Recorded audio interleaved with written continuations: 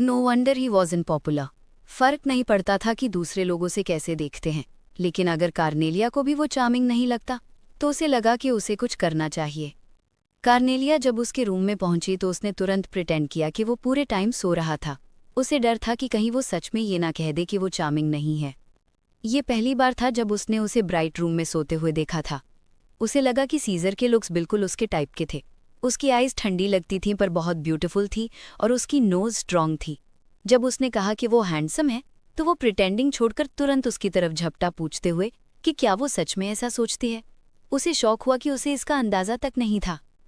Cornelia ने कहा कि पॉपुलैरिटी पोल को इग्नोर करो, वो तो बस फन के लिए था, और फिर बोली कि उसकी नज़र में वो दुनिया का सबसे हैंडसम गाय है।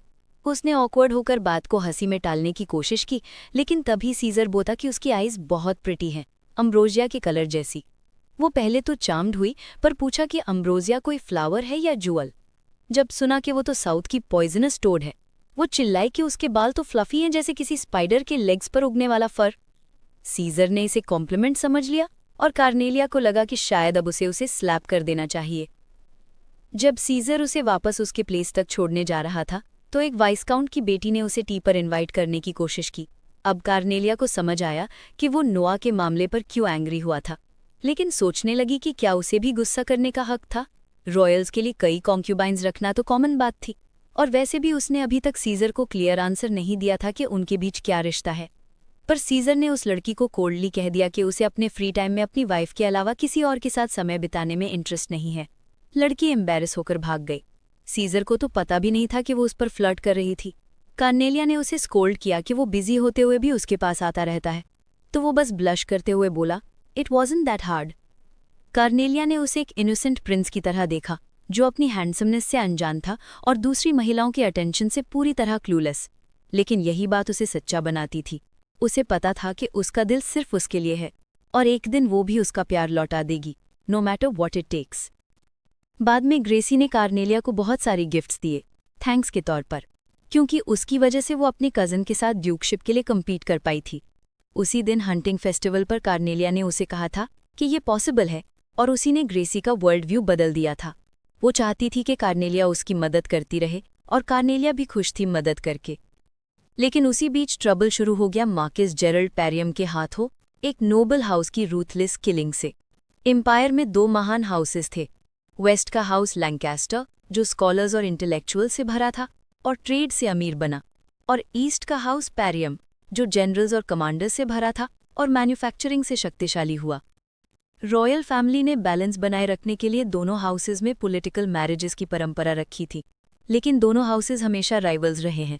एम्प्रेस यूवजेनिया खुद हाउस पेरियम की एल्डेस्ट डॉटर थी, इसलिए एम्परर डीट्रिक चाहता था कि सीजर हाउस लैंकास्टर के साथ काम करे ताकि दोनों के बीच बैलेंस बना रहे।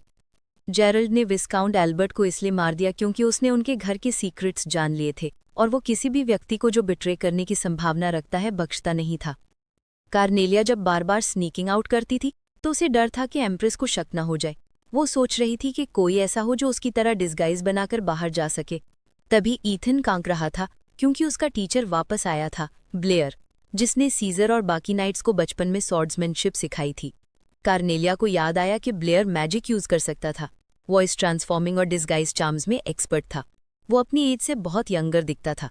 उसने सोचा कि अगर ब्लेयर को सब बता दे तो शायद वो हेल्प कर दे। ब्लेयर ने कहा कि उसने सुना है कि कार्नेलिया ने उसके दो इनकॉम्पिटेंट स्टूडेंट्स ईथन और जैक्स को अपने पास रखा है। ब्लेयर स्ट्रिक्ट टीचर था, लेकिन जब उसने सीजर और कार्नेलिया को साथ देखा तो उसे खुशी हुई और उसने अपना रिटायरमेंट टाल दिया। कार्नेलिया को अब ऑस्कर पर सस्पिशन था, लेकिन नॉवल में उसका कोई जिक्र नहीं था। वो उसे ऑब्जर्व कर रही थी पर कुछ भी अनयूजुअल नहीं मिला, बस ये कि वो हमेशा नोआ को उसकी ड्यूटीज निभाने में मदद करता था। जब वो सस्पिशियस होकर भागा तो कार्नेलिया पीछे गई और एक हंटिंग पिट में गिर गई। ऑस्कर ने उसे बचाया। दोनों एक दूसरे पर शक करते रहे, लेकिन एंड में स्टक होकर साथ इंतजार करने लगे। ऑस्कर ने पूछा कि क्या उसे लगता है हिस्ट्री खुद को दोहराएगी, हर नए एम्परर के साथ एक ग्रेट पर्ज आता है। कार्नेलिया मुस्कुराई और कहा कि इस बार सब अलग होगा, क्योंकि नोआ अपने भाई से लड़ना नहीं चाहता और सीजर सिर्फ अपने लव्ड वंस की रक्षा के लिए एम्परर बनना चाहता है। तभी सीजर नीचे कूद आया, ऑस्कर का कॉलर पकड़कर चिल्लाया कि उसने उसकी वाइफ के साथ क्या किया। कार्नेलिया ने समझाया कि ऑस्कर ने उसकी जान बचाई है, और अब तीनों उसी गड्ढे में फंसे थे जब तक जैक्स और ईथन आकर उन्हें निकाल न ले। बाद में कार्नेलिया ने सीजर को बताया कि उसने ऑस्कर पर शक क्यों किया, पर कुछ गलत नहीं मिला। तब उसने ईथन को कहा कि वो सर्वेंट से ऑस्कर के बारे में इन्फो जुटाए, और जैसा उम्मीद थी ईथन सबसे पॉपुलर होने के कारण बहुत सारी बातें ले आया। पता चला कि ऑस्कर कुछ साल पहले एम्प्रेस के साथ मार्किस जेरल्ड के साथ आया था। वो हाउस पैरियम का सर्वेंट था, लेकिन कार्नेलिया को लगा कि उसमें रॉयल फैमिली के प्रति बहुत स्केप्टिसिज्म है, और इससे पहले वो ब्रिंगिट नाम के विलेज में रहता था। सीजर और कार्नेलिया ने खुद ब्रिंगिट जाकर इन्वेस्टिगेट करने का फैसला किया, ब्लेयर के डिस्गाइज मैजिक से। ब्लेयर पैलेस में कार्नेलिया का रूप लेकर रहा, और इस दौरान उसने ईथन और जैक्स को ट्रेनिंग दी। विलेज में किसी को ऑस्कर के बारे में कुछ नहीं पता चला, पर उन्हें बताया गया कि रिचार्डो नाम का आदमी शायद जानता हो। रास्ते में एक क्लोक्ड मैन ने कार्नेलिया को देखकर कहा कि वो इस दुनिया की नहीं है, और अगर उसने इम्पोज किया तो उसके आसपास के लोग खतरे में पड़ेंगे। सीजर ने उसे खींचकर दूर कर दिया। बाद में इनमें उन्होंने एक ड्रामा देखा। एक वुमन ने अपने चीटिंग लवर पर नाइफ उठा ली थी, और रिचार्डो ने बीच में आकर उसे रोका। कार्नेलिया ने उसका हाथ देखा, और वो उसी वक्त उस पर फिदा हो गया, "You're my type।" लेकिन पीछे से सीजर ने रॉयल स्वॉर्ड खींची और ग्राउल करते हुए कहा, "Stay away from my wife." Poor Richardo, love at first sight, heart break at second. फिर भी जब कार्नेलिया एज मे और सीजर एज शॉन ने उससे ऑस्कर हिंडल के बारे में पूछा, तो उसने हेल्प करने के बदले एक फेवर मांगा। बाद में ड्रंक सीजर ट्रबल में पड़ गया, और रिचार्डो ने उसकी देखभाल की, और अगली मॉर्निंग सीजर शॉक्ड होकर उठा। सोचा कार्नेलिया उसके पास है, पर वो रिचार्डो था। रिचार्डो चाहता था कि वो प्रिटेंड करें कि वो बैंडिट्स हैं, ताकि उसके दो फ्रेंड्स जो अलग अलग सोशल क्लासेस से हैं फिर से मिल सकें। कार्नेलिया ने था कि ये अनफेयर है कि लोग सिर्फ बर्थ डिफरेंसेस की वजह से प्यार नहीं कर सकते। रिचार्डो ने पूछा, अगर कोई नोबल अपने फैमिली की गलतियों से अमीर बना है तो वो क्या कर सकता है उसे सुधारने के लिए। कार्नेलिया का जवाब था, वो नोबल अटोन करने की कोशिश ना करे, बल्कि अपनी गलतियों की रिस्पॉन्सिबिलिटी ले। ये बात रिचार्डो को बहुत एडमिरेबल लगी। इस बीच जेरल्ड नोआ से बात कर रहा था कि वो सक्सेशन की रेस में इतना पैसिफिस्ट क्यों बन रहा है। नोआ अपने लेसन्स छोड़ रहा था क्योंकि वो अपने भाई से लड़ना नहीं चाहता था, लेकिन उसने थ्रोन छोड़ने की घोषणा भी नहीं की थी ताकि एम्प्रेस की स्थिति कमजोर न पड़े। जेरल्ड ने चेतावनी दी कि इतनी पैसिविटी से वो कुछ भी प्रोटेक्ट नहीं कर पाएगा, और नोआ जानता था कि उसका अंकल सही कह रहा है। दूसरी तरफ रिचार्डो ने बताया कि ऑस्कर को गांव में जेरल्ड लेकर आया था मार्किस बनने से पहले। ऑस्कर का असली नाम लुइस था, और अब ऑस्कर हिंडल उसका एलियस था।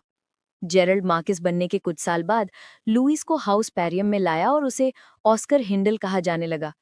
रिचार्डो ने सुझाव दिया कि अगर वे ऑस्कर के बारे में और जानना चाहते हैं तो उन्हें पैरियम एस्टेट की जांच करनी चाहिए, वहां एक पुराना सीक्रेट छिपा है। उसने ये भी बताया कि ऑस्कर को जेरल्ड रॉयल पैलेस से लाया था। कॉर्नेलिया और सीजर कंफ्यूज्ड हो गए क्योंकि उन्होंने उसे कभी वहां नहीं देखा था। कॉर्नेलिया को रिचार्डो में एक सच्चा दोस्त मिला, लेकिन उन्हें अंदाजा नहीं था कि वे जल्द ही फिर मिलेंगे। तभी एक महिला आई और रिचार्डो से बोली कि वो मार्किस पैरियम से मिलने चले, ये बताकर कि रिचार्डो भी हाउस पैरियम का डायरेक्ट डिसेंडेंट है। कॉर्नेलिया और सीजर ग्रेसी से मिले, जिसने सुझाव दिया कि वे जेरल्ड के बर्थडे पर पैरियम एस्टेट जाएं। दोनों को हर साल इनविटेशन मिलता था, लेकिन वे कभी जाते नहीं थे। अब उसी बहाने वे वहां की जांच कर सकते थे। ग्रेसी थोड़ी डिप्रेस थी, और कॉर्नेलिया के पूछने पर बताया कि उसके पिता जल्द ही हाउस लैंकास्टर के हेयर का फैसला करने वाले हैं।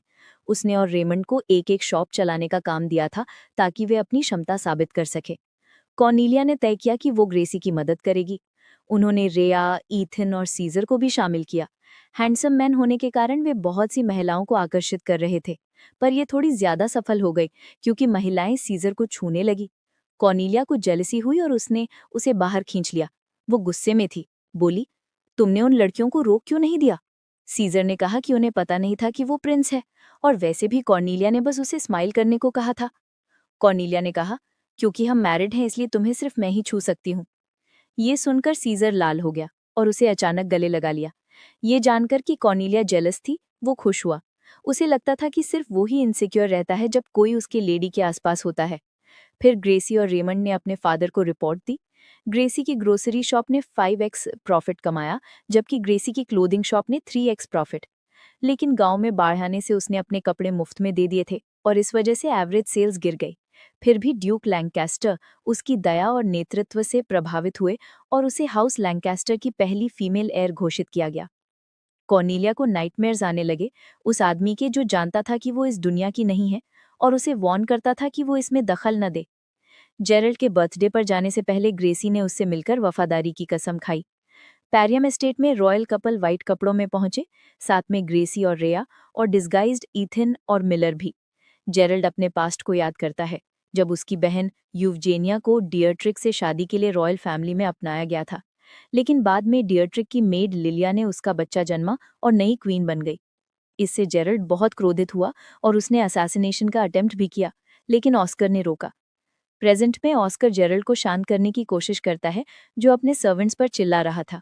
जेरल्ड उससे लिपट कर कहता है, मुझे मत छोड़ना। बर्थडे पार्टी में सीजर ने रिचार्डो की सलाह मानकर कॉर्नेलिया को एक नॉर्मल कॉम्प्लीमेंट दिया, जो उसे ब्लश करा गया। पिछली बार उसने उसकी आंखों की तुलना मेंढक से की थी। उनका पहला डांस बहुत रोमांटिक था, लेकिन ईथिन के चोकिंग इंसिडेंट से माहौल हल्का हो गया। कॉर्नेलिया को एक मास्क्ड मैन ने अप्रोच किया, उसने उसे एक नोट दिया और गायब हो गया। नोट में लिखा था, 3rd floor basement secret passageway. Caesar और कॉर्नेलिया वहां पहुंचे और उन्होंने एक स्टोर रूम खोजा जिसमें एनिमी वेपन्स भरे थे, मतलब हाउस पैरियम दुश्मन देशों को हथियार बेच रही थी। वे भागने लगे लेकिन पकड़े गए। तभी रिचार्डो ने खुद को रिवील किया और सैनिकों को रोक दिया, क्योंकि वो असली हेयर था। उसने सीजर और कॉर्नेलिया को सुरक्षित निकलवाया। रिचार्डो ने बताया कि उसने घर छोड़ दिया था क्योंकि वो उनके पापों का बोझ नहीं उठा सका। वो रिपेंटेंस के रूप में गांव में रह रहा था। कॉर्नेलिया और सीजर भाग निकले और सीजर ने कहा कि वो भले ही युद्ध में कई जिंदगियां ले चुका हो, लेकिन वो अपने प्रियजनों की रक्षा के लिए फिर से सब कुछ करेगा, चाहे इसके लिए उसे विलन ही क्यों ना बनना पड़े। कॉर्नेलिया ने उसका हाथ थामकर कहा, तुम कभी विलन नहीं बनोगे, और उसके कंधे पर सिर रखकर सो गई। सीजर के पैलेस में बाकी लोग भी लौट आए। ग्रेसी और रिया ने बताया कि उन्होंने थीव्स का एक गिरोह पकड़ा है। सीजर ने बताया कि उन्होंने वेपन्स बुर्गो किंगडम को जाते देखे हैं। ईथन और मिलर ने अपने पास्ट के सीक्रेट्स बताए और ये सामने आया कि हाउस पैरियम बच्चों को जासूस और हत्यारे बनाकर युद्ध छेड़ने के लिए इस्तेमाल करती थी, ताकि हथियार बेचकर अमीर बन सके। जैक्स घायल लौट आया। ये देखकर कॉर्नेलिया बहुत दुखी हुई। उसे लगा हुडेड मैन सही था। उसने इस दुनिया की कहानी में बहुत हस्तक्षेप कर लिया है। कुछ दिनों बाद खबर आई कि मार्ग्रेव स्टुअर्ट का सर गालिया की दीवारों पर लटका मिला, जिससे पूरे एम्पायर में हड़कंप मच गया। कॉर्नेलिया डर गई। अब सब कुछ नॉवल की कहानी से अलग हो रहा था। एल्डर काउंसिल ने निर्णय लिया कि सीजर को सेना का नेतृत्व करना होगा। उसके पिता डियर्ट्रिक ने उसे गले लगाते हुए कहा कि गालिया को स्थिर करने के बाद वो उसे आधिकारिक रूप से थ्रोन का उत्तराधिकारी बनाएगा। सीजर जानता था कि उसकी वाइफ उसे युद्ध पर नहीं भेजना चाहती, लेकिन उसके पास कोई विकल्प नहीं था। जब कॉर्नेलिया को एम्प्रेस से पता चला, वो रोते हुए सीजर के पास आई, बोली कि वे मैरिड हैं, फिर भी उसने उसे नहीं बताया क्योंकि वो डरती थी कि उसे खो ना दे। सीजर ने उसे अपनी बाहों में कस लिया। वो आंसुओं में बोली, हम शादीशुदा हैं, तुम्हें मुझे बताना चाहिए था। सीजर ने उसे कसकर गले लगा लिया। दोनों जानते थे कि ये शायद हाउस पैरियम द्वारा रचा गया एक ट्रैप था। कॉर्नेलिया बहुत चिंतित थी। उसे नहीं पता था इस बार भविष्य क्या लाएगा। अगले दिन, जो सीजर की डिपार्चर सेरेमनी से एक दिन पहले था, कॉर्नेलिया ने उससे कहा कि वो और उसके नाइट्स बस मजे करें, लेकिन वो खुद सुबह जल्दी उसके पास पहुंची, बस उसे देखने के लिए। उसने कहा कि वो दुनिया का सबसे हैंडसम व्यक्ति है और सुंदर लोगों को देखना थेरेप्यूटिक होता है। जब भी उसके कान लाल होते, उसे पता चल जाता कि वो शर्मिंदा है। सीजर ने देखा कि वो अब उसे नहीं देख रही, तो पूछा, क्या अब तुम मुझसे ऊब गई हो? वो जोर से हंस पड़ी और उसी पल उसने उसके गाल पर किस कर दी, जिसे लिपस्टिक का निशान रह गया। वो खुद को रोक नहीं सकती थी, वो उसे बहुत प्यारा लग रहा था। सीजर फिर से थोड़ा पाउट करने लगा और कॉर्नेलिया के दिल में बस यही ख्याल आया, काश उसने ये छोटी बातें पहले समझी होती। शाम को दोनों शॉपिंग डिस्ट्रिक्ट गए डेट पर। सीजर इस बार उसके लिए कपड़े खरीदना चाहता था, लेकिन वो देख सकता था कि कॉर्नेलिया का मन कहीं और था। वो उदास थी क्योंकि उसे पता था कि वो गैलिया जा रहा है। रात के अंत में उसने सीजर से कहा कि वो एक फूल है। उसने कहा कि वो अब तक प्रिटेंड कर रही थी कि वो उसकी साइड में है, लेकिन सच्चाई में वो एम्प्रेस की स्पाई थी, ताकि जरूरत पड़ने पर वो किसी भी साइड पर जा सके। वो हंसी और बोली कि अब जबकि वो कल जा रहा है, वो कुछ नहीं कर सकता, और ठंडे स्वर में कहा, मैं कभी तुम्हारी साइड में नहीं थी। अब इस नाटक का अंत हुआ। Goodbye Caesar. लेकिन जब वो अपने कमरे में पहुंची तो टूटकर रो पड़ी। उसने हमेशा ईमानदार रहने की कोशिश की थी, पर अब उसे लगा कि अगर वो झूठ ना बोलती तो सीजर उसे कभी भूल नहीं पाता। उसने सोचा कि ये सब जो ओरिजिनल नॉवल में नहीं था, सिर्फ उसी की वजह से हुआ है, और सब कुछ नॉर्मल करने के लिए उसे पैलेस छोड़ देना होगा। वो सोचने लगी कि जो डिवोर्स सेटलमेंट मनी वो पहले इतनी चाहती थी, अब उसका कोई मतलब नहीं रहा। अब उसके लिए सिर्फ एक चीज मायने रखती थी कि सीजर खुश रहे, जैसा कि नॉवल में था। उसने उसका दिया हुआ नेकलेस कसकर पकड़ा, सोचते हुए कि वो उसे कितना प्यार करती है। पर तभी सीजर उसके कमरे में तूफान की तरह आया और उसे जोर से गले लगा लिया, क्योंकि उसे पता चल गया था कि उसने झूठ बोला था। उसने कहा कि अगर वो कहीं जाना चाहती है तो जा सकती है, पर वो किसी भी तरह उसके पास पहुंच जाएगा। वो रोने लगी और उसी पल उसने स्वीकार किया कि उसे वो बहुत पसंद है। दोनों ने एक दूसरे को किस किया। कुछ घंटों बाद सुबह होने पर सेरेमनी शुरू हुई। सीजर को अब गैलिया के लिए निकलना था। उन्होंने एक दूसरे को ऐसे देखा मानो आखिरी बार हो। जब उसने कहा जल्दी करो, सूरज उगने वाला है, तो उसने जवाब दिया, रात लंबी है, अगर मैं खुद पर काबू खो दूं तो शायद तुम्हें तोड़ दूं। ये सुनकर कार्नेलिया का चेहरा लाल हो गया। उसने उसका नाम बार बार पुकारा, आंसू बहाते हुए बोली कि अब सूरज उगने वाला है। उसने उसके आंसू पहुंचे और कहा, मत रो, इस बार मैं जरूर लौटूंगा और तुम्हें खुश रखूंगा। दोनों ने एक दूसरे को कसकर थाम लिया, एक दूसरे से माफी मांगते हुए। अगले दिन सीजर के नेतृत्व में सेना गैलिया की ओर रवाना हुई। कार्नेलिया ने ग्रेसी से मुलाकात की, जो रिकार्डो को बांध कर लाई थी, जबकि उसने सिर्फ कहा था लाना, किडनैप नहीं। मिसअंडरस्टैंडिंग दूर होने के बाद रिकार्डो ने उनकी मदद करने का वादा किया। कार्नेलिया ने सोचा, अगर ग्रेसी डचेस ऑफ लैंकास्टर बने और रिकार्डो मार्क्विस ऑफ पैरियम, तो वे दोनों मिलकर सीजर का साथ देंगे और उसका स्थान मजबूत हो जाएगा। सीजर के जाने के बाद कार्नेलिया फिर से पैलेस की इंचार्ज बनी। उसने सोचा जब वो एम्प्रेस बनेगी तो उसे इससे 10 गुना ज्यादा मेहनत करनी होगी। पहले वो बस आराम से जीना चाहती थी, पर अब उसे लगा वो कुछ भी कर सकती है। क्या ये लव की ताकत है? उसने खुद से हंसते हुए कहा। कुछ दिनों बाद महल में हलचल मच गई। एम्परर अचानक कोलैप्स कर गया। उसकी बीमारी की अफवाहें पहले से चल रही थीं। कार्नेलिया को पता था कि ये वही समय था जो ओरिजिनल कहानी में लिखा गया था, जब सेलिब्रेशन नहीं हुआ था क्योंकि राजा बीमार पड़ गया था। अब जबकि सीजर राजधानी से दूर था, एम्प्रेस ने आधा शासन अपने हाथ में ले लिया। क्वीन लिलिया कार्नेलिया से मिलने आई। दोनों पैलेस की उबाऊ जिंदगी और सीजर की जिद्दी नेचर पर हंस पड़ी। जाते जाते लिलिया ने कहा, मुझे खुशी है कि तुम मेरी बहू हो। लेकिन एवजेनिया ने कार्नेलिया को बुलाया और उसे आदेश दिया कि वो अकाउंट बुक्स में बदलाव करके क्वीन लिलिया पर एम्बेजलमेंट का आरोप लगाए। कार्नेलिया ने इनकार कर दिया और एक्सट्रीम कदम उठाते हुए उसने अकाउंट बुक्स जला दी। ब्लेयर ने उसे बचाने की योजना बनाई थी, पर कार्नेलिया चाहती थी कि उसे थोड़ी चोट भी लगे ताकि सब कुछ बिलीवेबल लगे। वो खुद को जलाने की कोशिश ही कर रही थी कि ऑस्कर अंदर आ गया और उसे बचा लिया। वो हैरान थी, ये वही ऑस्कर है, और उसने तुरंत फेंट करने का नाटक कर लिया। सुबह उसने आंसू भरी आवाज में पूछा, क्या मेरे बर्न्स इतने बुरे हैं कि मैं शॉर्ट स्लीव्स नहीं पहन पाऊंगी? लेकिन बताया गया कि वे सुपरफिशियल हैं। उसे ये सुनकर निराशा हुई। प्रिंसेस स्टडी रूम पूरी तरह जल गया था। सबको बताया गया कि ये एक एक्सीडेंट था, लेकिन कार्नेलिया जानती थी कि अब वो एम्प्रेस की नजरों से नहीं बच पाएगी। उधर सीजर को उसके सीक्रेट मैसेंजर से रिपोर्ट मिली कि गैलिया की स्थिति इतनी गंभीर नहीं थी कि वहां रॉयल ट्रूप्स भेजे जाएं। तभी रिकार्डो को मिलर ने बांधकर उसके सामने लाया। उसने बताया कि ये सब एम्प्रेस और जेरल्ड की चाल थी। रिकार्डो ने ये जानकारी उन सर्वेंट से पाई जो अभी भी हाउस पैरियम की डायरेक्ट लाइन के प्रति वफादार थे। उसने बताया कि मार्ग्रेव स्टुअर्ट जिंदा है और उसे रिश्वत देकर मरने का नाटक करवाया गया था।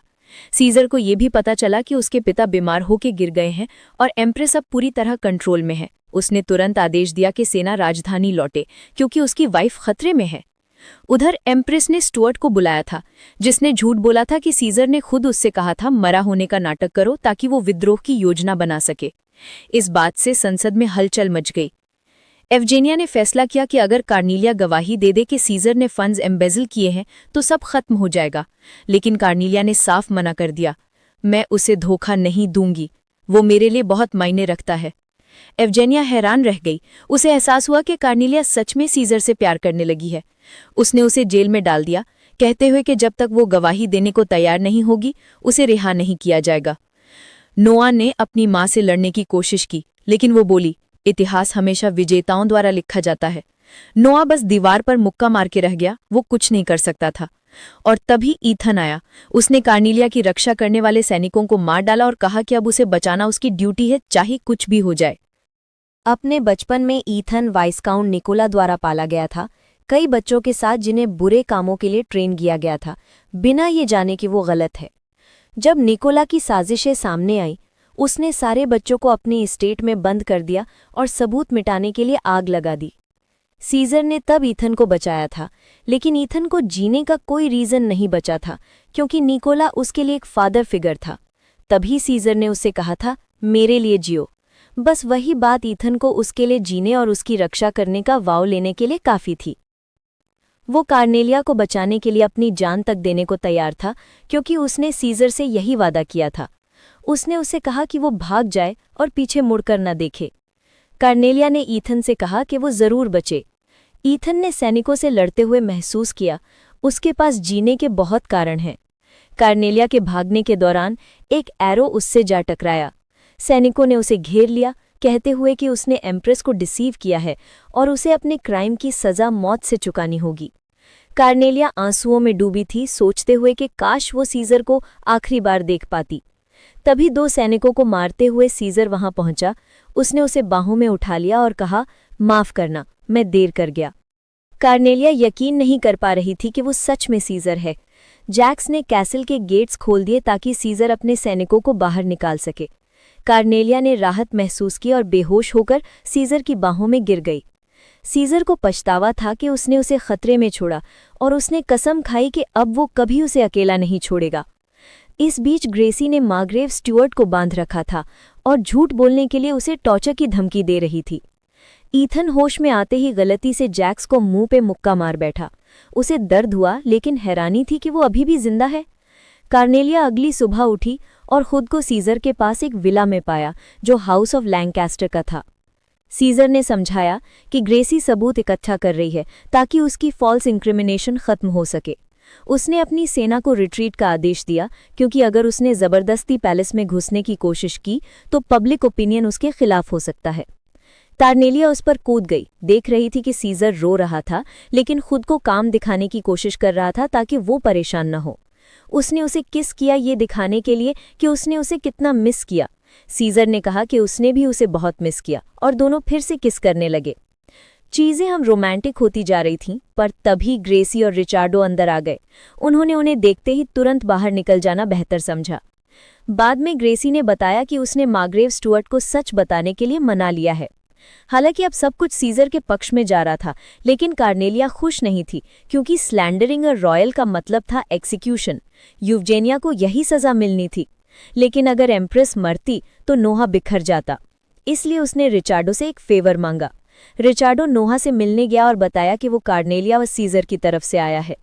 उसने नोहा को लेटर दिया जिसमें यूवजेनिया की सारी साजिशों का सच लिखा था। नोहा ने कहा कि वो अपने भाई और भाभी से मिलना चाहता है। रिचार्डो ने उसे छुपाकर बाहर निकाल दिया। सीजर ने नोहा से डील की, वो ऑफिशियली थ्रोन का हक छोड़ देगा, बस शर्त ये होगी कि उसकी मां को पनिशमेंट ना दी जाए। सीजर ने कहा कि यूवजेनिया की सजा जस्टिफाइड है, क्योंकि उसने उसे कई बार मरवाने की कोशिश की और कई निर्दोष लोगों को नुकसान पहुंचाया।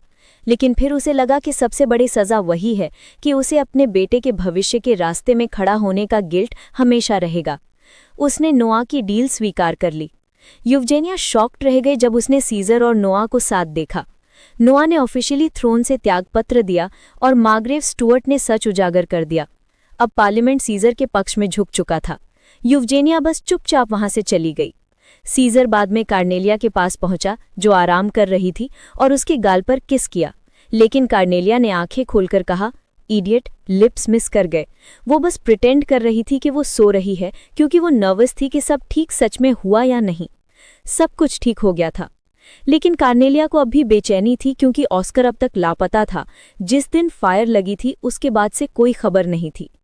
जब सीजर का पैलेस जल गया, उसने अचानक कार्नेलिया से कहा, अब हमें साथ रहना शुरू कर देना चाहिए। ये इतना प्रोपोजल जैसा लगा कि कार्नेलिया लगभग भूल गई कि वो पहले से 10 साल से मैरिड है। उधर एवजेनिया अपने बेटे पर चिल्ला रही थी। जैसे ही वो उसे मारने वाली थी, उसने देखा कि वो आंसुओं में था। कह रहा था कि उसने ये सब सिर्फ अपनी माँ की रक्षा के लिए किया। अब वो समझने लगी कि उसने सिंहासन उसके लिए छोड़ा था। कार्नेलिया बाद में नोआ से मिली और जाना कि वो किसी नई जगह जाने की सोच रहा था। उसे लगा कि यहाँ रहना गलत होगा, क्योंकि कुछ नोबल उसे धोखेबाज कह सकते हैं। उसने कार्नेलिया को भरोसा दिलाया कि वो ठीक है और उसे इतना डिप्रेस नहीं होना चाहिए। फिर उसने बताया कि वो अपनी माँ को भी साथ ले जाने का सोच रहा है। बस अभी तक एवजेनिया से बात करने की हिम्मत नहीं जुटाई थी। कार्नेलिया ने अपनी खुद की प्रॉब्लम बताई कि जब से वो सीजर के साथ रॉयल पैलेस में रहने लगी है, वो हर बार स्किनशिप से बचने की कोशिश करता है। हर बार कोई ना कोई एक्सक्यूज बना लेता है, कभी मीटिंग, कभी काम। पैलेस इतना बड़ा था कि उनके अलग अलग रूम्स थे और वो एक बार भी उसके कमरे में नहीं आया। उसे समझ नहीं आ रहा था कि सीजर अचानक इतना प्रूड क्यों हो गया है। क्या ये सज़ा थी उसके दिल को देर से समझने की? असल में सीजर को एक किताब मिली थी, 107 questions about empire love lives. उसने उसमें पढ़ा कि कपल्स को फिजिकल होने में औसतन 6 से 12 महीने लगते हैं। वो शॉक्ड रह गया। उसे अपनी माँ की बात याद आई, जिनसे प्यार करो उन्हें धीरे धीरे चेरिश करो। अब उसे लगा कि उसने जल्दबाजी कर ली थी और अब उसने ठान लिया कि वो कम से कम 6 महीने वेट करेगा। लेकिन कर्नेलिया उदास थी। उसने पैलेस में एक स्वीट हनीमून की उम्मीद की थी। अब तो बात करने का वक्त भी मुश्किल से मिलता था। एक दिन जब वो उसे अकेला देखती है तो उसे पकड़कर पूछती है, क्या तुम्हें मेरी याद नहीं आती? वो मानता है कि आती है, लेकिन खुद को रोक रहा था। तब उसने उसका चेहरा पकड़कर कहा, अब नजरें मत चुराओ। वो हिचकिचा रहा था, डर था कि एक किस उसे कमजोर बना देगा। उसने हल्का सा पैक लिया और फिर भाग गया। कर्नेलिया गुस्से में थी, लेकिन जानती थी कि वो ज्यादा देर नहीं टिकेगा। आखिर बेड शेयरिंग डे बस कुछ दिनों बाद था। इधर एवजेनिया की हालत खराब थी। जो परिवार उसके साथ थे अब नोआ के त्याग के बाद उसके खिलाफ हो गए थे। उसने खुद को हाउस पैरियम की मेन ब्रांच में अडॉप्ट करवा लिया था, इस शर्त पर कि वो उन्हें एक ऐसा बेटा देगी जो एम्परर बनेगा। अब उसे लग रहा था कि उसकी लालच ने उसके बेटे की जिंदगी बर्बाद कर दी। जेरल्ड ने अपनी बहन से कहा कि अब भी उम्मीद मत छोड़ो, क्योंकि उनके पास अब भी ऑस्कर था। ऑस्कर ने कर्नेलिया को बचाने के बाद बताया था कि आग एक एक्सीडेंट थी, लेकिन जेरल्ड को शक था और उसने ऑस्कर को कैद कर लिया। ऑस्कर को पता था कि जेरल्ड के पास अब भी कोई और प्लान है, इसलिए उसे कर्नेलिया से मिलना जरूरी लगा। इस बीच कर्नेलिया ने सीजर को बेडरूम में फंसाने का अपना प्लान बनाया। उसने एक एक्वेस्ट्रियन रेस रखी, जिसमें विजेता को हारने वाले से एक विश मिलती थी। सीजर जीत गया, लेकिन उसने बस लंच टुगेदर की विश मांगी। कर्नेलिया ने सोचा उसे थोड़ा और बहकाना पड़ेगा। वो उसके पास जाकर ब्लैंकेट पर झुक गई और बोली, यहाँ तो बस हम दोनों हैं। उसकी हर हरकत से सीजर का दिमाग खराब हो रहा था, लेकिन फिर भी वो क्लूलेस था कि वो क्या चाहती है। बाद में एक शाम सीजर दीवार चढ़कर उसकी बालकनी पर पहुंचा और उसकी उंगली में एक नया वेडिंग रिंग पहनाया। वो खुश थी, सोच रही थी कि उसने ऐसा क्यों किया, पर उसे क्या पता, वो अब भी समझ नहीं पाया था कि वो क्या चाहती है, बस उसकी टच। कुछ समय बाद ग्रेसी उसे मिलने आए और ढेर सारे पेपरवर्क लाकर दे दिए। अब जबकि एम्परर बीमार था, सीजर का काम बढ़ गया था। ग्रेसी अब उसे प्रॉपर एम्प्रेस बनने की ट्रेनिंग देने आई थी। उधर सन पैलेस में सीजर ने अपने पिता के फिजिशियन को कहते सुना कि डीट्रिक को अब दवा की जरूरत नहीं है। उसे लगा पिता ठीक हो गए हैं, लेकिन मिलने पर पता चला कि वो अब भी बीमार थे। कुछ गड़बड़ थी, लेकिन उसके पास सोचने का वक्त नहीं था। 2 दिन बाद फिर से बेड शेयरिंग नाइट थी। वो सोच रहा था कि खुद को काबू में कैसे रखे। उसका सोल्यूशन इतना थक जाना कि कुछ करने की ताकत नहीं बचे। तो उस खास रात वो पूरी तरह एग्जॉस्टेड होकर आया और बोला कि काम बहुत ज्यादा था। कर्नेलिया का रेज मीटर अब पूरी तरह भर चुका था। वो अब और नहीं झेल पाई। उसने उसे बिस्तर पर धक्का दिया और बोली, ट्रस्ट मी। उसने उसका रोब उतारना शुरू किया और जैसे ही अपनी नाइट गाउन उतारने वाली थी, सीजर चिल्लाया, स्टॉप। कर्नेलिया हैरान रह गई, अब क्या हुआ? तब उसने सब बताया। उस किताब में लिखा है कि कपल्स को कम से कम 6 महीने वेट करना चाहिए। वो गुस्से से बोली, वो किताब उन लोगों के लिए है जो डेटिंग शुरू करते हैं, हम 10 साल से मैरिड हैं। वो गुस्से और फ्रस्ट्रेशन से भर गई। मैं तो कब से चाह रही हूं कि तुम मुझे पूरी तरह अपना बनाओ। तभी सीजर ने उसे अपनी बाहों में खींच लिया और पलटकर खुद ऊपर आ गया। वो अब खुद को रोक नहीं पा रहा था। कई महीनों की रिस्ट्रेंट और नींद की कमी ने उसे लगभग हलूसिनेट कर दिया था। कर्नेलिया बस उसे देखती रही, सोचते हुए कि वो इस वक्त कितना हॉट लग रहा था। वो तैयार थी कि आज रात वो जो चाहे वो करे, होल्डिंग हैंड्स, टचिंग, सब कुछ। उसने सपना देखा उस दिन का जब वो गैलिया जाने वाला था, और उसने उससे विनती की कि वो उसे फिर कभी छोड़कर न जाए। सीजर ने देखा कि वो रो रही है और उसे वेक किया, पूछते हुए कि क्या उसे नाइटमेयर आया। तब उसने उसे कसकर पकड़ा और कहा कि उसे फिर कभी ऐसे न छोड़े। उसकी हग ने सीजर को फिर से गर्म कर दिया, तो अब उसे रिस्पॉन्सिबिलिटी लेनी पड़ी एक बार फिर। सुबह कर्नेलिया ने तय किया कि वो अपने पति को फीड और केयर करेगी। उसका लक्ष्य था उसे लाल और ब्लशिंग करना, और वो सफल हुई। यही उसका जीने का मकसद था, इतना अडोरेबल और गुड लुकिंग हस्बैंड पाना। कर्नेलिया को लगा कि वो तैयार है, लेकिन क्राउन प्रिंस बनने के लिए उसे जितना करना होगा वो उसकी उम्मीद से कहीं ज्यादा था। पेपर वर्क, वॉलंटियर वर्क और सोशल गैदरिंग्स में कॉन्ग्रेचुलेटरी स्पीचेस देना, सब कुछ करना पड़ता था। काम करते वक्त उससे मिलने आया ऑस्कर, जो डिस्गाइज में था। वो मुश्किल से ही पैरियम एस्टेट में बंद होने से बच पाया था। उसने अनुरोध किया कि वो उससे आधी रात को सिक्लूडेड पैलेस के सामने मिले। ये बात प्रिंसेस सक्सेशन से जुड़ी थी। कार्नेलिया ने सब कुछ सीजर को बताया, और भले ही उसे ऑस्कर पर भरोसा नहीं था, फिर भी उसने उसे जाने की इजाज़त दी। बस शर्त ये थी कि वो भी साथ जाएगा। सिक्लूडेड पैलेस के सामने इंतजार करते हुए ऑस्कर को मिला जेरल्ड। जेरल्ड ने उससे गुजारिश की कि वो वापस चल पड़े और उसके बिट्रेयल को वो माफ़ कर देगा। लेकिन ऑस्कर अब थक चुका था। वो अब इस रिवेंज का हिस्सा नहीं बनना चाहता था। कार्नेलिया और सीजर को देखकर उसने समझा कि वो पुराने रॉयल्स जैसे नहीं हैं।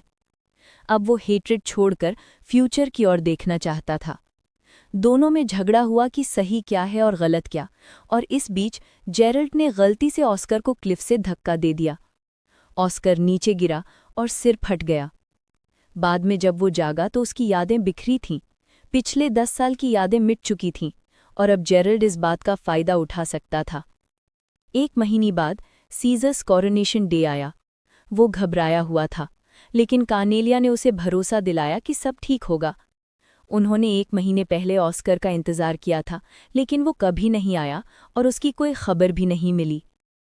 लेकिन अब जांच का वक्त नहीं था, क्योंकि अगले ही दिन एम्परर ने क्राउन प्रिंस कॉरोनेशन की तैयारी का आदेश दे दिया। रॉयल पैलेस में हलचल मच गई और सीजर हर दिन बिजी रहने लगा। 1 महीने से उन्होंने एक साथ रात नहीं बिताई थी, और अगली बार शायद कॉरोनेशन के बाद ही हो। सीजर और कार्नेलिया ने अपने एम्पायर गार्ब्स पहने और एम्परर डीट्रिक के सामने पहुंचे, जो रिंग प्रेजेंट कर रहा था। वो token of the crown Prince थी, जो पीढ़ियों से चली आ रही थी। वो मिस्टिकल डायमंड से बनी थी, जो आग में नहीं जलती थी। दुनिया में सिर्फ एक ही ऐसी थी। कार्नेलिया ने उसके बारे में किताब में पढ़ा था, लेकिन कभी सोचा नहीं था कि वो उसे अपनी आंखों से देखेगी। तभी कॉरोनेशन को रोक दिया गया। मार्क्विस पैरियम प्रवेश किया। वो बोला कि सब एक झूठी कॉरोनेशन के धोखे में है, और एम्परर के पास जो रिंग है वो फेक है। उसने कहा कि पूर्व सम्राट ने कभी ये टोकन डीट्रिक को नहीं दिया था। फिर उसने उस असली उत्तराधिकारी को पेश किया। वो था ऑस्कर, जिसे असली नाम से पुकारा गया, लुई वॉन रिमैन क्लाइन। कार्नेलिया को हमेशा लगता था कि ऑस्कर में कुछ अजीब है। पास से देखने पर उसने देखा कि उसकी आंखें डीट्रिक जैसी हैं। फॉर्मर एम्परर रॉबर्टो औरतों के दीवाने थे। कई कॉन्क्यूबाइंस थीं, लेकिन एक महिला से वो सच में प्यार करता था, लेटिसिया क्लैंकाइन, पश्चिमी जनजाति के मुखिया की सबसे छोटी बेटी। जब उसे पता चला कि वो एक बेटे की मां बनने वाली है, तो वो बेहद खुश हुआ। लेकिन लेटिसिया को डर था कि महल की औरतें उस बच्चे के खिलाफ होंगी। रॉबर्टो का सॉल्यूशन? वो अपने बेटे को क्राउन प्रिंस बनाने वाला था। उसने अपनी प्रेमिका को रिंग दी ताकि वो अपने बेटे को दे सके। लेकिन कुछ महीनों बाद स्वस्थ सम्राट अचानक मर गया, मिस्टीरियस इलनेस से। बिना किसी उत्तराधिकारी के इंपीरियल फैमिली में खूनी संघर्ष हुआ। जो अकेला जिंदा बचा वो था डीट्रिक, और जैसे ही वो सिंहासन पर बैठा, उसने बाकी सब भाइयों को मार डाला। पूर्व सम्राट की क्वींस को सिक्लूडेड पैलेस में बंद कर दिया गया। लेटिसिया ने अपने बेटे के अस्तित्व को छिपाने की पूरी कोशिश की। डीट्रिक और लुई ने अपनी अपनी रिंग्स को फायर टेस्ट में डाला, और सिर्फ लुई की रिंग बची। अब सब समझ गए कि सम्राट ने सेरेमनी डिले इसलिए की थी क्योंकि उसके पास असली रिंग ही नहीं थी। डीट्रिक ने विरोध किया कि कोई सबूत नहीं है कि लुई ही उत्तराधिकारी है, लेकिन लुई ने विटनेसेस लाकर जवाब दिया। वो सब लेडीज इन वेटिंग जो सिक्लूडेड पैलेस में कैद थीं, और पूर्व सम्राट की क्वींस। उनकी टेस्टिमनी से लुई की पैदाइश साबित हो गई। अब इंपीरियल एल्डर्स उलझन में पड़ गए, किसकी सेवा करें। सीजर्स कॉरोनेशन रोक दी गई। कार्नेलिया को कुछ गड़बड़ लगी। वो लुई की ओर भागी, और उसे देखते ही उसकी मेमोरीज के टुकड़े लौटने लगे। वो बेहोश होकर गिर पड़ा, और जेरल्ड उसे लेकर चला गया। कार्नेलिया सोचती रह गई कि उसके साथ क्या हुआ। लुई ने अपना बचपन सिक्लूडेड पैलेस की जेल नुमा दीवारों में बिताया, अपनी बीमार माँ की सेवा करते हुए। उसकी माँ हमेशा कहती थी, अगर सम्राट को तुम्हारे अस्तित्व का पता चल गया तो वो हमें नहीं छोड़ेगा। माँ की इस हालत का जिम्मेदार सम्राट था, और लुई बदला लेना चाहता था। लेकिन जब वो निराश होने लगा, तब उसकी मुलाकात जेरल्ड से हुई। दोनों ने मिलकर रिवेंज की कसम खाई। जेरल्ड, जो एम्प्रेस यवगेनिया का छोटा भाई था, इंपीरियल पैलेस में आने जाने के लिए आज़ाद था। वो लुई को आउटसाइड वर्ल्ड की बातें बताता था, लेकिन ये खुशी ज्यादा देर नहीं चली। लुई की माँ की हालत और बिगड़ गई और कोई फिजिशियन कभी नहीं आया। वो बिना इलाज के मर गई। लुई ने जेरल्ड से मदद मांगी और सिक्लूडेड पैलेस से भाग निकला। आंसुओं में डूबा उसने कसम खाई कि वो डीट्रिक को सजा देगा। कॉरोनेशन इंसिडेंट के बाद अफवाहें सोसाइटी में फैल गईं। हाउस ऑफ पैरियम अब नए कारण और शक्ति के साथ सम्राट की लेजिटिमेसी पर सवाल उठाने लगा। इंपीरियल कोर्ट्स और नोबल्स दो हिस्सों में बंट गए, एक डीट्रिक के लिए और एक लुई के। सीजर तब से अपने कमरे में बंद था। सेरेमनी के बाद से उसने किसी को दरवाज़ा तक नहीं खोला। उस दिन उसने कॉर्नेलिया से कहा था कि उसे कुछ अलोन टाइम चाहिए, लेकिन जब कई दिन बीत गए तो कॉर्नेलिया ने जबरदस्ती अंदर प्रवेश किया और देखा कि वो बिल्कुल ठीक नहीं था। वो उदास था, सोच रहा था कि उसकी सारी मेहनत आखिर किस लिए थी। जब से वो छोटा था, इंपीरियल पैलेस में कोई भी उसका नहीं था, क्योंकि यवजीनिया उससे नफरत करती थी। वो वॉर पर गया जबकि वो जाना नहीं चाहता था, सिर्फ इसलिए कि वो क्राउन प्रिंस बन सके, ताकि जिन लोगों की परवाह करता है उन्हें बचा सके। और अब सब व्यर्थ हो गया था। वो अब और सोचना नहीं चाहता था। उसे बस कॉर्नेलिया चाहिए थी। उसने उससे कहा कि वो उसके साथ रनअवे कर जाए, लेकिन कॉर्नेलिया को याद आया जब वो टूट चुकी थी और सीजर उसके साथ था। अब उसकी बारी थी उसके साथ खड़े रहने की।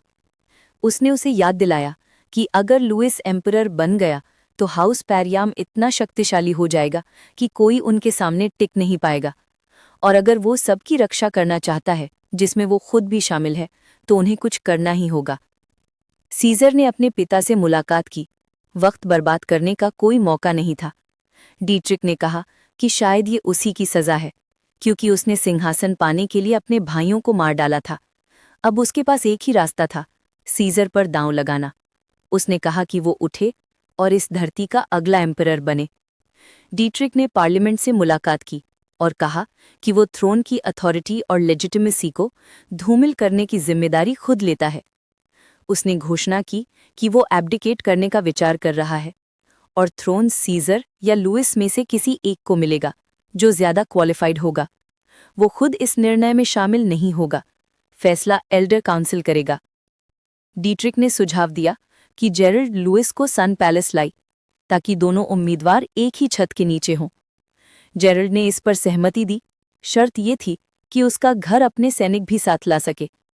कॉर्नेलिया, सीजर, नोआ और ग्रेसी, जो अब आधिकारिक तौर पर डचेस लैंकास्टर घोषित हो चुकी थी, योजना बना रहे थे कि पार्लियामेंट को अपने पक्ष में किया जाए। इसी बीच रिचार्डो इस विचार से परेशान था कि लुइस ही क्राउन प्रिंस है और शायद उसके पिता की मौत बीमारी से नहीं हुई थी। लुइस को उस दिन से ही तेज हेडेक्स हो रहे थे, जिस दिन उसने कॉर्नेलिया को कोरोनेशन पर देखा था। हर बार जब वो उसके बारे में सोचता, उसका दिल कसने लगता था। उसने जेरल्ड से पूछा कि वो कॉर्नेलिया को कैसे जानता है। जेरल्ड ने कहा कि उसने उससे अनरिक्वाइटेड लव का इजहार किया था, और फिर लुइस को ये टेम्पटेशन दी कि अगर वो एम्परर बन गया तो वो उसे वो भी मिल सकती है। दिन बीतते गए और तन्थाई शांति बनी रही, जब तक कि लुइस सीधे कॉर्नेलिया से मिलने नहीं आया। बातचीत करते हुए उसे याद आया कि जेरल्ड ने उसे सब कुछ बताया था जो उसकी याददाश्त खोने से पहले हुआ था, और जेरल्ड ने उसे चेतावनी दी थी कि कोई ये ना जाने कि उसकी मेमोरी लॉस्ट हो चुकी है, वरना वो डिसएडवांटेज में पड़ जाएगा। कॉर्नेलिया के पास बहुत से सवाल थे, लेकिन लुइस ने टाल दिए, कहते हुए कि वो बस ये देखने आया है कि वो कैसी है। लेकिन जैसे जैसे वो उससे ज्यादा बातें करती गई, उसे फिर हेडेक होने लगी और उसकी कुछ मेमोरीज फिर लौट आईं, लेकिन वो उन्हें समझ नहीं पाया। तभी सीजर वहां आया और लुइस से पूछा कि वो यहाँ क्या कर रहा है। लुइस चला गया क्योंकि जेरल्ड ने उसे सिग्नल किया कि वक्त खत्म हो गया है। सीजर को साफ तौर पर जेलसी हो रही थी। उसे बिल्कुल पसंद नहीं था कि कॉर्नेलिया दूसरे मर्दों की चिंता करे। कॉर्नेलिया ने उसे भरोसा दिलाया कि चिंता की कोई बात नहीं, क्योंकि वही उसका सबसे प्रिय व्यक्ति है। जब लुइस और सीजर की नजरें मिली, सीजर ने अचानक कॉर्नेलिया को जोश में आकर किस किया और उसके कान में फुसफुसाया कि वो आज रात उसके बेडरूम में आना चाहता है। लुइस ने यह देखकर मुट्ठी भींच ली, लेकिन जेरल्ड उसे खींच कर ले गया। लुइस जानता था कि जो यादें उसे लौट रही थी वो झूठी नहीं थी, और अब उसे शक था कि जेरल्ड उससे कुछ छिपा रहा है। उस शाम कॉर्नेलिया को एक इनविटेशन मिला ग्रेसी की ओर से, जो अपनी ड्यूकशिप का जश्न मनाने के लिए पार्टी दे रही थी। लेकिन असली मकसद था कि ज्यादा से ज्यादा पार्लियामेंट मेंबर्स को अपने पक्ष में किया जाए, सोशलाइजिंग के जरिए। उधर सीजर कॉर्नेलिया को सड्यूस करने में व्यस्त था। वो वाइन को सेंशुअली पीकर उसे लुभा रहा था। ये तरीका काम कर गया।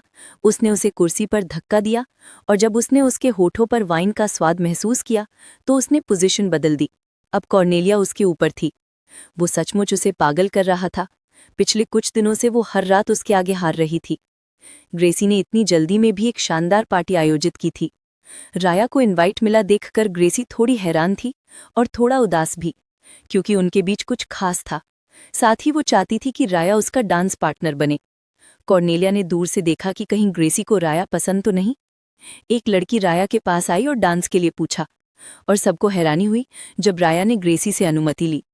ग्रेसी ने मुस्कुराकर कहा कि ठीक है, क्योंकि वो लड़की उस परिवार से थी जिसे वो अपने पक्ष में करना चाहते थे। सब लोग अपने अपने तरीके से इन्फ्लुएंशियल पार्टी मेंबर्स के बच्चों को प्रभावित करने की कोशिश कर रहे थे। लेकिन इस पार्टी का एक और मकसद था। कॉर्नेलिया ये पता लगाना चाहती थी कि जेरल्ड ने कैसे पिछले मार्क्विस पेरियान की हत्या की और खुद टाइटल हासिल किया। वो हत्या इतनी चुपचाप की गई थी कि रिचार्डो तक को सच नहीं पता था। तब के डॉक्टर ने आधिकारिक तौर पर बताया था कि मार्क्विस की मौत हार्ट डिजीज से हुई थी। कॉर्नेलिया ने उस डॉक्टर की जांच की। वो था विस्काउंट ब्राउन, जो पहले एक कॉमनर था, और जेरल्ड ने उसे मार्क्विस बनने के बाद विस्काउंटशिप और बड़ी एस्टेट दी थी। पार्टी में विस्काउंट का बेटा ग्लेन मौजूद था और वो उस मशहूर ओपेरा सिंगर का बहुत बड़ा फैन था जिसे मनोरंजन के लिए बुलाया गया था। उसी वक्त ग्रेसी ने देखा कि वो लड़की जो पहले राया से फ्लर्ट कर रही थी, जानबूझकर उससे टकराई और उसका ड्रिंक गिरा दिया। वो उसे गेस्ट रूम में ले गई, लेकिन ग्रेसी ये चुपचाप नहीं देखने वाली थी। प्राइवेट रूम में लड़की ने कहा कि उसे पता था कि राया जानता है कि उसने जानबूझकर पैर गिराया, फिर भी वो उसके पीछे आया। इससे उसे लगा कि राया को भी वो पसंद है। वो कब से उसे दूर से पसंद करती थी और दुखी थी क्योंकि राया उसे पहचानता तक नहीं था। जैसे ही वो उसे किस करने वाली थी, ग्रेसी बीच में आ गई। उसने कहा कि राया तो बस खुद को मजबूर कर रहा है, वो लड़की के लिए कुछ महसूस नहीं करता। लड़की शर्मिंदा और परेशान होकर कमरे से भाग गई। राया को बहुत बुरा लगा। उसे लगा कि उसने सीजर के कॉज के लिए किसी इम्पोर्टेंट व्यक्ति को खो दिया। लेकिन ग्रेसी ने उसे समझाया कि किसी की फीलिंग्स को डिसीटफुली एक्सेप्ट करना और भी बुरा होता। वो बोली कि उसे हैरानी नहीं होगी अगर वो किसी ऐसी से शादी कर ले जो उसे सच में पसंद भी ना हो। ग्रेसी ने एडमिट किया कि वो उसे पूरे टाइम देख रही थी। ये सुनकर जब राया ने उसे छेड़ा तो उसने उसका जैकेट उस पर फेंक दिया। वो शर्म से लाल हो गया, बस उसके बारे में सोचते ही ब्लश कर गया। इसी बीच कार्नेलिया और सीजर ने कंफर्म किया कि ग्लेन ब्राउन सिर्फ उस famous opera singer Luna Sinclair का फैन नहीं था, बल्कि उसका स्टॉकर था। उन्होंने ये बात पहले र्यूमर्स में सुनी थी, लेकिन अब अपनी आंखों से देखी। सीजर को इस इंसिडेंट में माइनर इंजरी हुई और कार्नेलिया उसे बैंडेज कर रही थी। वो घायल इसलिए हुआ क्योंकि उसने उसे बचाया था, और सीजर में कहा कि अगर वो घायल होती तो उसे बहुत दर्द होता, इसलिए बेहतर है कि चोट उसे लगे। उस पल दोनों के बीच रोमांटिक मोमेंट बन गया और उन्होंने ग्रेसी के एस्टेट में थोड़ा फ्रिस्की हो जाने का फैसला किया। लूना की कहानी से पता चला कि ग्लेन एक एक्सट्रीम स्टॉकर था। वो उसे हर जगह फॉलो करता, यहाँ तक कि उसे कई बार घर बदलना पड़ा। वो उसकी चीज़ें और यहाँ तक कि उसके कपड़े तक चुरा लेता था। उसने सिक्योरिटी डिपार्टमेंट में रिपोर्ट भी की, लेकिन कुछ नहीं हुआ क्योंकि वो कॉमनर थी और ग्लेन के फैमिली को हाउस पारियम का प्रोटेक्शन मिला हुआ था। कार्नेलिया को ये सब सुनकर उस पर बहुत गुस्सा आया और उसने तय किया कि वो ग्लेन को ऐसा सबक सिखाएगी कि लूना को अब सफ़र ना करना पड़े। उन्होंने लूना के चेरिश्ड आइटम्स की 3-डे ऑक्शन रखवाई। जिस व्यक्ति की टोटल हाईएस्ट बिड होती, उसे लूना के साथ एक पर्सनल मील का मौका मिलता। बेशक ग्लेन इसे किसी और को जीतने नहीं देना चाहता था, और ये सब कार्नेलिया की प्लान का हिस्सा था ताकि वो उसे डेट में डुबा सके। कार्नेलिया ने ईथन को लास्ट मिनट बिड्स करने को कहा ताकि ग्लेन हर बार और ऊंचा बिड करे। ग्लेन डेस्परेट हो गया क्योंकि उसका सारा पैसा खत्म हो गया, फिर भी वो हार रहा था। उसने सड़क पर मिले एडवर्टाइजमेंट से लोन लेने का फैसला किया, बिना ये जाने कि सीजर के नाइट्स, मिलर और जैक्स ही लोन शार्क्स के रूप में काम कर रहे थे। उन्होंने ग्लेन से ऐसा कॉन्ट्रैक्ट साइन करवाया जिसे उसने ठीक से पढ़ा नहीं था। दूसरे दिन जब ग्लेन थोड़ा आगे बढ़ गया तो वो और पैसे उधार लेने वापस आया। अब वो इतने इंटरेस्ट में डूब चुका था कि जिंदगी भर उसे चुकाना मुश्किल था। कार्नेलिया इस सक्सेस को सेलिब्रेट करने के मूड में थी। इस बार उसने सीजर को टाई अप करने का फैसला किया। आज की रात वो वही करने वाली थी जो उसका मन करे। अगले दिन इंपीरियल पैलेस में एनुअल हंटिंग टूर्नामेंट था। इस बार यूजुअल से ज्यादा नोबल्स आए थे, क्योंकि वो थ्रोन के 2 उम्मीदवारों लुइस और सीजर पर नजर रखना चाहते थे। सीजर इस बार पूरी तरह डिटर्मिन्ड था, ना सिर्फ लुइस को हंटिंग में हराने के लिए, बल्कि हर चीज में उससे आगे निकलने के लिए। कार्नेलिया कुछ समय के लिए अकेले जंगल में शांति से घूम रही थी। तभी उसकी मुलाकात लुइस से हुई। वो भी आराम करने आया था और एडमिट किया कि उसे हंटिंग पसंद नहीं, लेकिन वो ये जानने भी आया था कि पिछली बार कार्नेलिया जो कह रही थी उसके बारे में और पता लगाए। उसने बताया कि उसने अपनी मेमोरीज खो दी हैं और जेरल्ड ने कहा था कि किसी को मत बताना, लेकिन उसे यकीन था कि जेरल्ड कुछ छिपा रहा है। इसलिए उसने कार्नेलिया से हेल्प मांगी ताकि वो अपनी यादें वापस पा सके। कार्नेलिया ने उसे उसी जगह ले जाने का सुझाव दिया जहां वो रात को मिलने वाले थे, और वहां पहुंचते ही लुइस की यादें लौट आईं। उसे याद आया कि जेरल्ड ने ही उसे क्लिफ से गिरा दिया था। वो दोनों वापस लौट रहे थे, तभी उन्होंने देखा कि सीजर और कुछ लोग जेरल्ड के चारों ओर इकट्ठे हैं। सीजर ने डियर पर निशाना साधा था, लेकिन जेरल्ड अचानक सामने आ गया और एरो उसे लग गई। सबको लगा ये एक्सीडेंट था, लेकिन मार्की ने ध्यान से देखा था। सीजर ने जानबूझकर एम किया था। लुइस घबरा गया। डॉक्टर ने कहा कि जख्म गंभीर है, लेकिन जब जेरल्ड दर्द में तड़पने लगा तो डॉक्टर ने बताया कि एरो पर पॉइजन लगा था। लुइस फ्यूरियस हो गया और सीजर के एरो क्विवर की जांच करवाई। हर एरो पर पॉइजन था। लुइस ने कसम खाई कि वो सीजर से इसका बदला जरूर लेगा जब वो एम्परर बनेगा। बाद में राया ने खबर दी कि जेरल्ड बच गया, लेकिन पॉइजन का कोई क्योर नहीं था, इसलिए उसका आम काटना पड़ा। असल में जेरल्ड पहले से एक डेस्परेट प्लान बना रहा था ताकि लुइस जीत जाए। लुइस को पहले से शक था कि जेरल्ड उसे कुछ छिपा रहा है, और जब उसे सब याद आया तो वो फूट फूट कर रो पड़ा। वो गुस्सा था, पर अब वो नहीं चाहता था कि जेरल्ड खुद को और चोट पहुंचाए। मार्किस पारियम के आम काटे जाने की खबर इंपीरियल कोर्ट में आग की तरह फैल गई। सब ये कहने लगे कि ये तो उसी का बेटा है, डिट्रिक का, जिसने अपने भाई बहनों को मारकर थ्रोन लिया था। कार्नेलिया ने सीजर को बैल्कनी पर ले जाकर शांत करने की कोशिश की। उसने उसका हाथ अपने पेट पर रखा, बताया कि वहां अब एक प्रेशियस लाइफ है। डॉक्टर ने कन्फर्म किया कि वो प्रेग्नेंट है। सीजर की आंखों से आंसू निकल आए। उसने उसे कसकर गले लगाया और कहा कि अब वो स्ट्रांग रहेगा। उधर मिलर और जैक्स ग्लेन के पीछे पड़े थे, क्योंकि उसने बहुत सारा गोल्ड उधार लिया था और अब लौटाने की डेडलाइन आ गई थी। कॉन्ट्रैक्ट की आखिरी लाइन में लिखा था कि अगर डेटर पैसे नहीं दे पाया तो उसका जीवन क्रेडिटर के अधीन होगा, यानी उसे हार्ड लेबर करना पड़ेगा जब तक कर्ज खत्म न हो जाए। वाइकाउंट ब्राउन को यकीन नहीं हो रहा था कि उसके बेटे ने ऐसा मूर्खतापूर्ण कॉन्ट्रैक्ट साइन किया। ग्लेन अपने पिता से भीख मांग रहा था। तभी कार्नेलिया वहां पहुंची। उसने वादा किया कि अगर वाइकाउंट चाहता है कि उसके बेटे का डेट क्लियर हो जाए तो उसे मार्किस पारियम की मौत की सच्चाई बतानी होगी। वाइकाउंट शॉक्ड था, लेकिन कार्नेलिया ने भरोसा दिलाया कि वो उसके परिवार की रक्षा करेगी। सच्चाई ये थी, रिचांडो के पिता लेट मार्किस पारियम को नापसंद था कि डिट्रिक का एक बेटा क्वीन लिलिया से हुआ। वो चाहते थे कि सिंहासन पर पारियम के खून वाला कोई रॉयल हो। इसलिए जब एवजेनिया को पैलेस से निकाला गया, उसने समर्थन वापस लेने की धमकी दी। जेरल्ड ने ये सब सुना और उसी समय उसने रिचार्डो के पुता को मार दिया और लुइस उसके साथ विटनेस था। फिर जेरल्ड मार्किस बन गया ताकि वो अपनी बहन की रक्षा कर सके और बदला भी ले सके। इस बीच रिचार्डो अपनी जान पर खेलकर इम्पॉर्टेंट अकाउंट बुक्स पहुंच जा रहा था। वो घिर चुका था, लेकिन सीजर वहां पहुंच गया और उसकी मदद की। कल अगले एम्परर का फैसला होना था। कार्नेलिया बेचैनी से सीजर का इंतजार कर रही थी। लुइस उससे मिलने आया और बोला कि अब जब उसे सब याद है फिर भी कुछ नहीं बदला। उसने उसे धन्यवाद कहा और गुड बाय कह दिया। अगले दिन पार्लियामेंट की मीटिंग शुरू हुई। सीजर अब तक वापस नहीं आया था। बहस छिड़ी, कुछ उसके पक्ष में, कुछ खिलाफ। जेरल्ड ने सबको डराते हुए कहा कि अगर सीजर उसे खत्म करने को तैयार है तो वो किसी और को भी मार सकता है। तभी कार्नेलिया ने अपना ट्रम्प कार्ड निकाला। उसने वाइकाउंट ब्राउन को बुलाया, जो हाउस पारियम का फॉर्मर फिजिशियन था। उसने कन्फेस किया कि जेरल्ड ने ही लेट मार्किस की हत्या की और उसकी जगह ली, और लुइस ने इस बात का साक्षी दिया था। पार्लियामेंट ने पूछा कि उसने ये बात इतने सालों तक क्यों छिपाई। उसने बताया कि जेरल्ड ने उसे झूठी गवाही देने के लिए पैसे और जमीन दी थी। इस बात को साबित करने के लिए कार्नेलिया ने लेट मार्किस की ओरिजिनल विल पेश की, जिसमें साफ लिखा था कि हाउस ऑफ पारियम किसी और को नहीं, सिर्फ रिचार्डो को मिलना चाहिए था। काउंसिल ने विल की ऑथेंटिसिटी वेरीफाई की। कई सदस्यों ने माना कि जेरल्ड की मार्किस पद पर नियुक्ति बहुत जल्दी हुई थी और वो हैरान थे कि पूर्व मार्किस बीमारी से मरे, जबकि वो हमेशा परफेक्टली हेल्दी थे। जेरल्ड अभी भी पीछे हटने को तैयार नहीं था और इसे स्लैंडर कह रहा था। तभी रिचार्डो और सीजर पहुंचे। रिचार्डो ने अकाउंट बुक्स दिखाए जिनसे साबित हुआ कि उनका परिवार दुश्मन राष्ट्रों को सालों से हथियार बेच रहा था। जेरल्ड ने उसका खंडन करने की कोशिश की, लेकिन रिचार्डो ने आर्मरी के नीचे बने बेसमेंट का जिक्र किया, जहां उन हथियारों को छिपाकर दुश्मनों को भेजा जाता था। सीजर ने इस बात का फायदा उठाया और कहा कि इंपीरियल फोर्सेस को तुरंत मोबिलाइज करके हाउस पेरियम की तलाशी लेनी चाहिए। पार्लियामेंट इससे सहमत हो गई और कहा कि इन्वेस्टिगेशन के बाद सक्सेशन मीटिंग फिर से की जाए।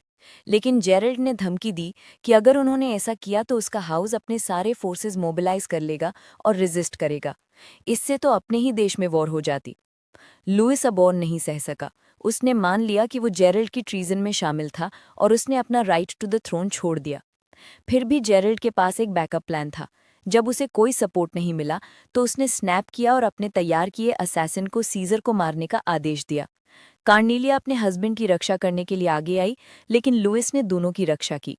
उसने माफ़ी मांगी क्योंकि वो पहले से ये सोच चुका था कि अगर ज़रूरत पड़ी तो वो अपनी लाइफ सैक्रिफाइस कर देगा ताकि सीजर को थ्रोन मिल जाए। जेरल्ड उसके पास भागा, खुद को दोषी मानते हुए, लेकिन लुइस ने कहा कि वो अब अपने दोस्त को और कष्ट में नहीं देखना चाहता। जेरल्ड उसका पहला दोस्त था।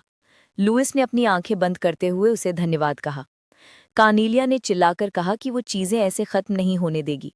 रात में उसे एहसास हो गया था कि लुइस कुछ रिस्क भरा करने वाला है, इसलिए उसने नोआ से कहा कि वो एम्पायर के सबसे टैलेंटेड डॉक्टर को बुलाए, वो सेम डॉक्टर जिसने युद्ध में सैकड़ों सैनिकों को बचाया था। रिकार्डो की गवाही के मुताबिक जब पेरियम एस्टेट के बेसमेंट की तलाशी ली गई तो वहां वेपन्स और अकाउंट बुक्स मिले जो एनिमी नेशंस को भेजे जा रहे थे। जो एल्डर्स इसमें शामिल थे उन्हें गिरफ्तार कर फांसी दी गई। फिर लेट मार्किसी की विल के अनुसार रिकार्डो को पियरेज मिली और वो मार्किस पेरियम बन गया। उसने अपनी फैमिली के अतीत से भागना छोड़ दिया। जब सारा सच सामने आ गया तो पार्लियामेंट ने फिर से बैठक की और सर्वसम्मति से सीजर को एम्परर घोषित किया। कॉरोनेशन पर सीजर ने कसम खाई कि वो अपने पिता की भयावह परंपराओं को दोहराएगा नहीं। वो चाहता था अपने पिता को दिखा सके कि थ्रोन को बिना हिंसा के भी प्रोटेक्ट किया जा सकता है। युगजीनिया ने नोआ से कहा कि वो सही था। सीजर ने उसे बैनिश नहीं किया, बल्कि कहा कि उसकी सबसे बड़ी सजा ये है कि वो कुछ भी हासिल ना कर सकी। उसने पैलेस छोड़ दिया और नोआ के साथ जाने का फैसला किया। जेरल्ड को लाइफ इम्प्रिजनमेंट दी गई। वो लुइस के जीवित होने की सच्चाई ना जान सका। सीजर और कार्नेलिया लुइस की मां की कब्र पर फूल चढ़ाने गए। असल में लुइस कैपिटल छोड़ चुका था क्योंकि वो चाहता था लोग उसे मृत माने ताकि कोई नवाब उसका फायदा ना उठा सके। उसने अपनी लाइफ सीजर और कार्नेलिया के भविष्य के लिए कुर्बान की, लेकिन वो जानता था कि वो दोनों अकेले ये सब नहीं कर सकते थे। उनके दोस्तों की मदद से उन्होंने नेशन का भविष्य संवारा। शांत सुबह में रॉयल कपल ने थोड़ा ज्यादा सोने का फैसला किया। काफी समय हो चुका था सीजर को थ्रोन पर बैठे हुए। उन्होंने बॉर्डर डिस्प्यूट्स हल किए और बुर्गो किंगडम से पीस ट्रीटी भी की। अब उनके पास इतना समय था कि वो मस्ती और छेड़खानी भी कर सकते थे। पर तभी उनका बेटा पहला प्रिंस आइनेस आ गया, ये शिकायत लेकर कि उसकी छोटी बहन सिसिलिया ने उसके डायरी में स्टूपिड हेड लिखा है। सिसिलिया ने उसमें ड्राइंग भी बना दी कि और अब गायब थी। मेड ने कहा कि वो अपने गार्ड के साथ वॉक पर गई है, हालांकि उसने आज का लेसन स्किप किया था। आइनेस चाहता था माता पिता उसे ढूंढें और पनिश करें। सीजर ने उसे शांत किया और पूछा कि झगड़ा किस बात का था। आइनेस ने कहा कि सिसिलिया कह रही थी वो अपने गार्ड से शादी करना चाहती है, तो उसने कहा कीप ड्रीमिंग। सिसिलिया थोड़ी उदास थी और ईथन से कहा कि वो थोड़ा और रुकना चाहती है। उसने कबूल किया कि उसने अपने भाई के डायरी में ड्राइंग बनाई थी और वो वापस नहीं जाना चाहती क्योंकि वो डांटेगा। ईथन ने कहा चिंता मत करो, वो उसकी रक्षा करेगा क्योंकि वो उसका नाइट है। तभी सिसिलिया ने कहा तुम मुझसे मैरी करो ना। ईथन घबराया हुआ वापस आया और बताया कि प्रिंसेस ने उससे एंगेजमेंट की बात की है। कार्नेलिया अपनी बेटी को धीरे से समझाने की कोशिश कर रही थी। सिसिलिया ने कहा कि वो भी एटिकेट लेसन में मैरिज के बारे में सीखी है और अब रेडी है। कार्नेलिया ने प्यार से कहा कि जब वो खुद अपना ख्याल रखने लायक बन जाएगी तब एंगेज्ड हो सकेगी, अभी तो वो पैलेस के दरवाजे भी खुद नहीं खोल सकती। आइनस ने उसे फिर डिल्यूजनल कहा और दोनों पिता के चारों ओर भागने लगे। सीजर ने हाल ही में अपनी बेटी के करीब आने के लिए एक बुक पढ़ना शुरू किया था, 100 ways to be a great father in a daughter's eyes. वो टी टाइम पर उससे क्वेश्चंस पूछ रहा था, लेकिन वो सिर्फ यस या नो में जवाब दे रही थी। वो परेशान था कि कैसे करीब आए। तभी सिसिलिया था रिबन गिर गया तो उसने कहा कि पापा उसे टाई कर दे। वो ना नहीं कर सका। जब कार्नेलिया और आइनस वापस आए तो उन्होंने देखा कि सीजर ने उसके बाल अजीब बांधे थे और हंसी छूट गई। बाद में ईथन उसे लेसन के लिए लेने आया तो सिसिलिया आंखों में आंसू भरकर गई। बाद में सीजर ने अपनी बुक रखी और सोचा कि इसका क्या फायदा। ये वही बुक थी जिसने एक बार उसका कार्नेलिया से झगड़ा भी कराया था। वो अपनी वाइफ के पास गया और कहा कि उसे हेयर टाइंग प्रैक्टिस करने में मदद चाहिए। आज उनकी वेडिंग एनिवर्सरी थी। सीजर ने उसके लिए कुछ स्पेशल तैयार किया था। वो उसे बाहर ले गया जहां फायरवर्क्स सुंदरता से आकाश में फूट रहे थे। कार्नेलिया ने कहा ये उसी दिन जैसा है जब वो बैटलफील्ड से लौटा था। तब उसे याद आया कि एक्सप्लोजन्स की आवाज में वो उसकी एक बात सुन नहीं पाई थी। सीजर हंसा और कहा कि वो कह रहा था, मैं जरूर वापस आऊंगा क्योंकि मैं तुम्हें देखना चाहता था, तुम्हारे लिए ही मैं भागा नहीं। कार्नेलिया मुस्कुराई क्योंकि वो अब उसका दिल पूरी तरह समझ गई थी। तभी इयान और सिसील भी बाहर आ गए। कार्नेलिया ने कहा कि सीजर अब अपनी प्रैक्टिस दिखाए। सीजर ने सिसिलिया के बाल बांधे और इस बार परफेक्टली। कार्नेलिया ने कहा कि उनकी बेटी बहुत क्यूट लग रही है। सिसिलिया आकर अपने पापा से कहा कि वो हर दिन ऐसे बाल बांधना चाहती है। सीजर ने उसे गले लगाया और वादा किया कि वो हमेशा ऐसा करेगा। फिर पूरा फैमिली एक दूसरे को गले लगाता है। एक हैप्पी फैमिली जो अपने नेशन का ख्याल रखती है।